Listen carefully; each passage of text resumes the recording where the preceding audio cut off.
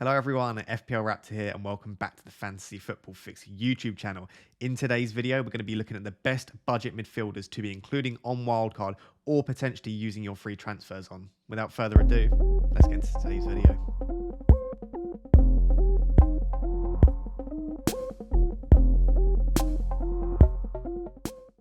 So guys, let's jump straight into it. There might be a lot of information on the screen, but I thought what I'll do is I'll put it all up there. I'll talk through it slowly, but so that you guys can look whilst you're listening, or if you want to take a screenshot or whatever, you've got all of the information there. So for budget midfielders, the prices that I've gone from are from 5 to 6.5. Now, there's a few reasons for that. Number one, I can only go through so much in one video. Number two, I wanted to exclude those £4.5 million mids, right? Because I don't think it matters too much because hopefully they're going to be third bench. For what it's worth, I think Douglas Luiz is the best £4.5 million option, but in and around that, I don't really want that to be the point of today's video. And also above 6.5 million, you do have Rafinha and you do have Ben Rama and a couple of others around that price. For what it's worth, again, I do think Rafinha is, if you include him in this price bracket, I think Rafinha is the best. But again, just so that we can cover the right players in this video, I've excluded those above 6.5 million. I've then gone through this price bracket from 5.5 to 6.5 million, and I've picked out the players that I personally think are good value. Players that have been brought in by a lot of managers this week, and therefore I assume you guys will want me to talk about, and also players that have scored well so far or have good fixtures coming up. So these are the 9 players that I think are worth discussing in this video. And again, I've got the underlying statistics for them. So I'll just take you through the categories that I've got before we quickly go through player by player. I've got touches in the box because I think that's a very valuable statistic. It lets you know that your player's getting as involved as possible. Big chances per 90, which is another really useful one. Your player can be getting loads of touches in the box, loads of shots off, but if they're shooting from dodgy angles with their back to goal with loads of players in the way, they're not getting those clear-cut opportunities. They're very unlikely to score. So I like big chances per 90. Got non-penalty expected goals. So how many goals are they expected to score taking away penalties, which for someone like Townsend is important because he has taken penalties already. Expected assists. Again, how many assists are they expected to get per 90? Combining those two, which is non-penalty expected goal involvement, so basically XG plus XA. And then the final one, which is basically and encompasses everything, is expected FPL points, which is a really nice metric that Fantasy Football Fix have on the Opta stats comparison page. So if you're just looking at one statistic, I guess you can look at that and it encompasses most things. And then at the end, but try not to look too much already, at the end is the overall rank column. So I've had a look at all of the underlying statistics and my interpretation, I've then ranked these players from 1 to 9 and basically looking at all of the underlying statistics together and weighting the ones which I think are most important. So hopefully that's clear and hopefully you can see all the information on the screen. So I'm just going to go through player by player and just note things that I think are worth noting and worth looking at. If we start with Townsend, he's performed incredibly well so far, and as you can see, if you skip all the way to the end, he actually has the highest expected FPL points per 90. As you can see, it's highlighted in green. So if any of these players have the top 3 stats out of these 9 players, it's in green. So you might think, well, he's got the highest expected FPL points per 90. He has the best statistics. There are a couple of things to note here. Basically, the main one being he has taken penalties so far. So that will skew the data. When you look at his non-penalty expected goals, it's actually only 0.14. So it's not that impressive. His goal threat isn't that direct. His big chances is only 0.35. He's only getting 1.9 touches in the box per 90. So for me, this suggests that he's not actually getting involved a lot, which again, that would put me off. I want my player to be in and around the box, getting lots of shots off, getting lots of opportunities. So for me, I don't really like that about Townsend. But what I would say is his expected assist is the highest here, which is really, really impressive. 0.24 per 90, so he's creating a lot of opportunities, but his direct goal threat outside of penalties isn't that great. Doucouré's stats, I would say, are slightly worse than Townsend, but they're very comparable. Almost exactly the same amount of touches in the box. Obviously, less than half big chances per 90, so he's getting less big chances because he's a deep playing player in comparison to Townsend. His non-penalty expected goals is slightly higher, expected assists slightly lower. But what I would say about Doucouré is, apart from the penalties part, but again, Townsend might not be on penalties when Richarlison's back and Calvert-Lewin's back. Apart from pens, I would say Doucouré is very comparable to Townsend, and I think you basically just take your pick. I'm not going to really try and say one way or the other. I think they're both great options. I guess because Townsend, at the time of recording this, is a little bit cheaper. Again, I'm recording this on Monday night, so by Tuesday morning, he might have already gone up to 5.6 million. You might want to go for Townsend if he is still cheaper. What I would give a strong opinion on is Gray is not the guy to go from Everton. His stats are really, really poor, and they have been all season. When he started scoring goals, people like me and managers like me were refusing to bring him in because he scored 3 goals from 3 shots. I think it was 3 shots on target. He was basically scoring every shot he's taken. And yes, he scored very well. And yes, importantly, he has looked fantastic. So if you're someone that you don't really like underlying statistics, well, you're probably looking at the wrong video. But also, you can trust the eye test, and he did look really, really good. And every game that I've watched Gray, he does look like a direct goal threat. But the statistics suggest to me that he is a player that is not getting a lot of clear-cut opportunities. 0.15 big chances per 90, 0.19 non-pen expected goals. So for me, I would say just about Townsend, Decore, Gray for me, if I was going to rate them like that. So that's my personal opinion on it. With respect to the Arsenal players, I've chosen to compare here Smith Rowe and Saka. I have omitted Erdegaard from this list because, as far as I'm concerned, yes, he is very nailed in that team. He's probably even more nailed than Smith Rowe and Saka. His underlying statistics are really poor. So for me, I would be choosing between Smith Rowe and Saka. And obviously with Smith Rowe, he's 5.3 million at the time of recording. Again, he might by Tuesday morning. By the time you watch this, he might be 5.4. But he's around £1 million cheaper than Saka. So is it worth the £1 million you're spending on Saka? Or should you just save £1 million and go for Smith Rowe based on just the underlying statistics? For me, I would say their statistics are comparable. There are a few key things that Saka does definitely come out on top on, as you would expect, because he's the more expensive player in the game. I'm not entirely sure it's worth the $1 million. And what I would say is if you can only afford Smith Rowe and you can't afford Saka, I wouldn't necessarily panic too much. The other thing to note before we quickly jump into the comparison between the two is that Smith Rowe is expected to get slightly less minutes than Saka. Again, speaking to some Arsenal fans, they seem to think that Saka is the more nailed of the two and that Pepe and Smith Rowe might rotate a little bit. But I do still expect Smith Rowe and Saka to start the majority of the games. The key stat that Saka comes out on top on in comparison to Smith Rowe is touches in the box per 90. He's actually the top of the list, the top of the 9 at 6.02 touches in the box per 90. So he's getting a lot of touches in the box, which is really, really promising. Smith Rowe's only getting 3.35. However, Saka is getting 0.18 big chances per 90, whereas Smith Rowe is getting 0.34. Equally, their non-penalty expected goals per 90 are both 0.22. So whilst Saka is getting into the box a lot more, the goal threat is actually slightly in favour of Smith Rowe, or basically comparable. Also, interestingly, again, if you're an Arsenal fan, this might be fairly obvious to you, but I thought Smith Rowe might be the creator in that number 10 role. When I see him, he always looks like quite a creative player, but Saka actually comes out on top in the expected assist stat, and that's where he does take the edge over Smith Rowe. Smith Rowe's actually had pretty poor creativity so far this season. He's actually the third lowest in the list at 0.08 per 90, whereas Saka's is 0.21. So that means that Saka's expected goal involvement is 0.13 higher than Smith Rowe. All of that together, I would say Saka has a slight edge, but again, I'm not sure if it's a £1 million edge, which is really interesting because, as I said, I've activated my wildcard, and at this point in time, in my latest draft, I had Saka ahead of Smith Rowe, but I did want to fit in the likes of Heung-min Son or potentially like a Jamie Vardy. I wanted to upgrade a couple of players, and potentially going Saka to Smith Rowe might be worth it. It's definitely an interesting one. The next player on the list is Mbeumo, or Mbomo. I'm going to call him Mbomo because I've spoken to a few Brentford fans and apparently it's Mbomo. But do let me know down below if I'm butchering the name. But apparently it is Mbomo.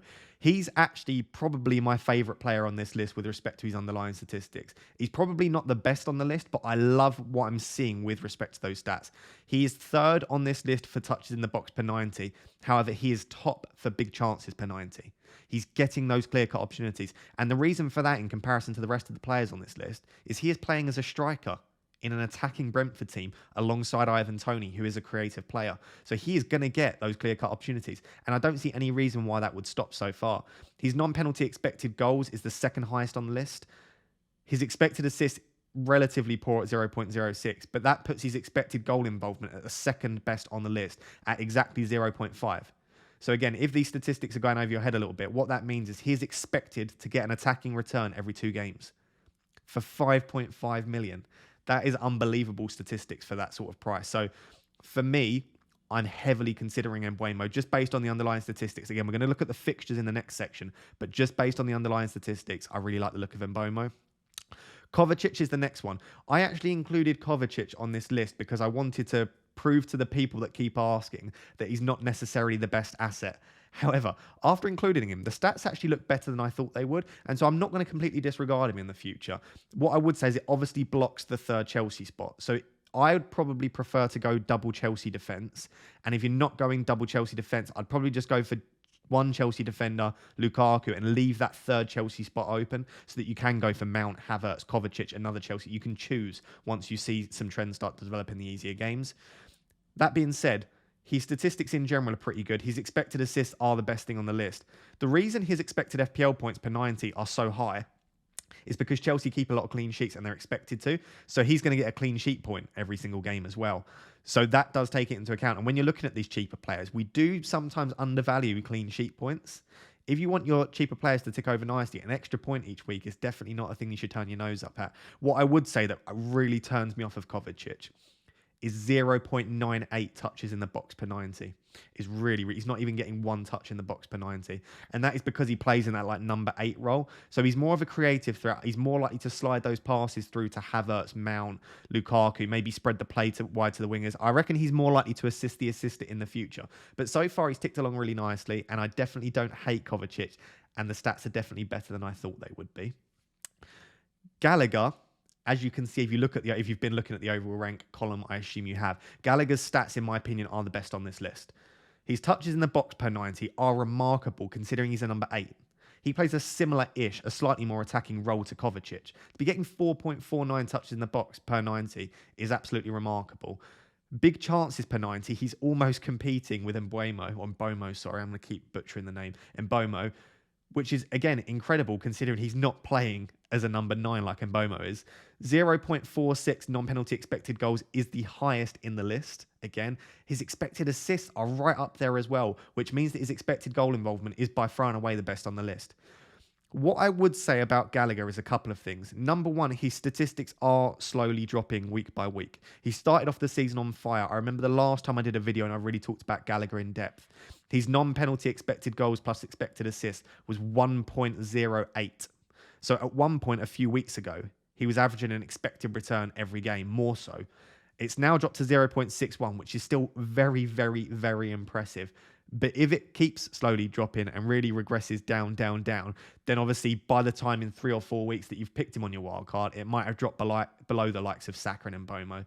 That is a lot of hypothesizing. The main other reason that I'm slightly worried, especially about his creative threat, is Milivojevic will take a lot of corners and free kicks now he's back, so he's not definitely going to be on set pieces. I don't know that it'll be taken off set pieces completely, but I would be very surprised if he keeps set pieces altogether. So that would put me off slightly. But as you can see, I've ranked him first because for me, Gallagher's stats are the best on this list. Sarr is the final player on the list. I've included him because a lot of people have him already. He's performed very, very well. But as we're going to discuss in the next section, his fixtures aren't great moving forward. But if we're looking if we're ignoring fixtures, looking purely at the stats, he's been very, very good. He's similar to Saka in that he's getting a lot of touches in the box, but big chances per 90, 0.71. So significantly higher than Saka. So he's not only getting those touches in the box, he's also getting some clear-cut opportunities as well. So I really do like Sarr. And to be honest, if Sarr had better fixtures moving forward, I think it'd almost be a no-brainer, but the fixtures just really aren't that great. So if we're going back through, if you can't see the information on the screen, I would say Gallagher has the best underlying statistics. Then Mbomo in second. I would say just about Saka in third. And then Sarr in fourth. So if you're just going on underlying statistics, it would be one of Gallagher, Saka, Mbomo, or Sarr. The players with the poorest underlying statistics for me are probably Gray, Decore, Townsend, and Smith Rowe. But again, none of these are like really poor underlying statistics. They're all still fairly decent for a budget midfielder, right? And Kovacic is fifth, but again, I'm not that keen on Kovacic for the reasons that I've mentioned. For me, if I'm just looking at the underlying statistics so far, I like Gallagher, Mbomo, and Saka. Let's move on to a discussion about fixtures now, because ideally, really, with budget midfielders, fixtures are even more important than underlying statistics. So, guys, we've discussed the underlying statistics, and as I said, Saka, Mbomo, Gallagher, and Sarr probably stand out for me in that list. But again, none of the underlying statistics are particularly poor. So if that's the case, we also want to look at fixtures, because if we can tie together nice underlying statistics with brilliant fixtures, that is the perfect combination for a budget enabler in our midfield, or even two. I think a lot of us, including myself, probably go for two on your wildcard draft. So Obviously, the Everton fixtures and the Arsenal fixtures are the same for both of them. As you can see, I've done fixtures for the next 6 weeks. I want to make this very, very clear because I don't want it to bias your opinions too much based on this. If I changed the fixture run from 6 to 4 or from 6 to 10 or from 10 to 15, the rank that these teams have and the outlook of the fixtures would drastically change. And I discussed that in my psychology video that I made for this channel. So what I do is I always use 6, really. I will very rarely use anything other than 6, because if you can keep it consistent, it means you're not cherry picking and trying to look at different things. What I would say, however, is that if you're looking for a budget enabler in your midfield that potentially has long-term really fantastic fixtures, you might want to look at a larger sample size for the fixture run. Or maybe you say, do you know what? I just want a punt for the next week or two. Like, I don't want to be thinking 6 game weeks in advance, which is fine. Again, you can shorten. But for me, I look at 6 games. As you can see, I have got a rank on the right-hand column again, which is there for that one. I have got a rank, but this isn't my ranking. This is actually the ranking by the Fantasy Football Fix algorithm with respect to all 20 teams. So based on that, you can see, so for Everton, for example, they have the 15th easiest fixtures from an attacking perspective. So not great, really. So if we start with Everton, what I would say is the next 2 fixtures are really nice. So I've seen a few people say, do you know what, I might go for Decore for the next 2 or 3 fixtures and then potentially move Decore onto someone like Mbomo, because the fixtures for the next few are actually pretty good for Everton. West Ham, Watford, both at home, and then Wolves, who we know can be leaky at the back. So I don't mind a punt on Townsend, Decore or Gray if you're willing to move them on from game week 10, 11 onwards. But for me, I just think, is it worth it? Is West Ham and Watford amazing enough fixtures to book in a transfer for a budget enabler in a couple of weeks? You could keep them through Tottenham, City, Brentford, but for me, the fixtures put me off slightly. And as we've just discussed in the underlying statistics section, their stats aren't great anyway. So do you want to go for a player with when the stats aren't the best and the fixtures aren't the best? For me, it's a no. I'm not completely ruling out the 3 Everton players, but for me, I wouldn't be doing it. If I was, it'd probably be Townsend that I'd be including in my team. Smith Rowe and Saka is the polar opposite. Arsenal, according to the Fantasy Football Fix algorithm, going by the defensive statistics of the teams they're playing, they have the best fixtures in the league over the next 6 game weeks. And I think it's probably because 4 of the fixtures are against teams that are shipping goals. The fixture against Crystal Palace and then Aston Villa, both at home in 8 and 9, are 2 really nice fixtures. Leicester haven't been that great. It is away at the King Power, so I don't necessarily think that'll be a high-scoring game. Watford at home is a great fixture. Liverpool away is obviously the one that's not too great, but even Everton, they've got Man City away in that fixture in that game week. So you'd probably look to bench Smith Rowe or Saka in that week. And then Newcastle at home in 13. And Arsenal's fixtures do continue a little bit after that to be pretty nice as well. So if you're just going on fixtures, I do really, really like the look of Arsenal. And as we said, Saka in particular stats are really, really good. And Smith Rowe's are pretty good considering you're saving £1 million on Saka. So that does start to lean towards the likes of Saka and Smith Rowe on a wild card. And Bomo's fixtures or Brentford's fixtures are actually the 3rd best in the league, according to the Fantasy Football Fix algorithm. I think if you removed that Chelsea fixture, so if this started from game week 9 potentially, I think they might be 2nd or potentially even 1st, because that run after the Chelsea fixture is truly brilliant. Leicester, again, which we say isn't an amazing fixture and it isn't that great. It is at home, this one, which might be slightly better. But Burnley, Norwich, Newcastle, Everton after that. And again, Brentford's fixtures continue to be pretty good as well. So Mbomo and Saka popping up as being pretty good in both lists. Kovacic, we know about Chelsea's fixtures. We've spoken about them to death in all of these videos. Brentford, Norwich, Newcastle, Burnley, Leicester in the next 5 are the key ones. As I said, I wouldn't want to be blocking a Chelsea spot because I'm not sure. I might want to go double Chelsea defence, which might be a better use of your money. But I think he's 5.2, is he, Kovacic? That does seem like a really good price for someone that's showing pretty good stats and has pretty nice fixtures. So I'm not... Before, I was trying to say that he was a terrible pick. I don't think he's a terrible pick, having looked at this and done my own research, but I'm not convinced that he's for me. Gallagher... Interestingly, we've spoken about the fixture swing for Palace, and we've said we might go for Gallagher in our wild card because the fixtures are pretty good coming up. At least over the next 6, they're not actually that impressive. And I think Arsenal have started to defend really well, so that's not a great fixture anymore. City have been pretty good. And then Wolves and Burnley, in their respective stadiums, have defended relatively well. I think it's the Newcastle fixture in game week 9 and then game week 12 and 13 against Burnley and Villa, which are the really nice ones. But looking at those fixtures, when you compare them to Brentford's fixtures or Arsenal's fixtures, I'm not sure, combined with the fact that Gallagher might not be on set pieces anymore and that his stats are slowly dropping, I'm not as convinced as I once was that Gallagher's the pick on wildcard. But I do still believe he is a brilliant option. I'm just not sure that he is the best at these prices. And then obviously we've known this for a while. That's why we took the punt on, well, I didn't, but people took the punt early on Ismail Assar, is because the fixtures looked really good up until game week 7. And then after that, they started to turn. So you can see Liverpool, Everton, Southampton, Arsenal, United and Leicester in the next 6. Listen, Sarr, as we've seen in the past section, he is very, very talismanic, great underlying statistics. He could still be on penalties. They still haven't had a penalty to let us know whether it's King or Sarr. But King has picked up an injury, so it might be on Sarr anyway. But I'm not sure. I think obviously if you bought him at a cheaper price and you've got money tied up in him, you might just want to keep him anyway. And I don't dislike that. But I think if you're buying him fresh at 6.3, when you consider Smith Rowe at 5.3 and Bomo at 5.5, I think it might be better to target other fixtures with players that have similar underlying statistics.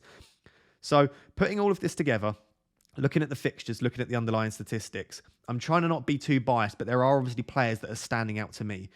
I would say the 2 players that are standing out to me, if I had to pick only 2 from this list, it would be Mbomo, because his stats are brilliant, the fixtures are great, and it would be Bukayo Saka.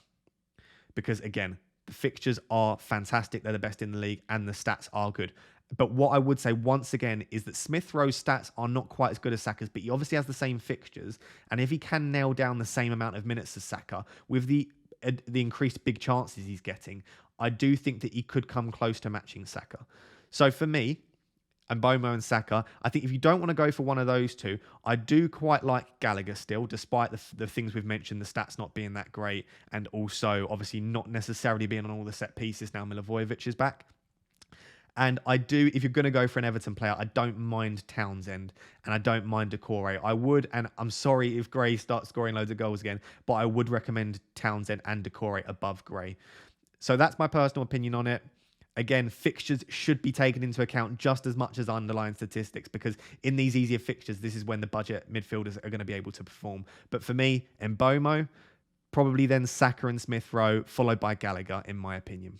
So guys, there you have it. Those are the stats, fixtures, and my thoughts on who are the best budget midfielders coming up on your wildcard.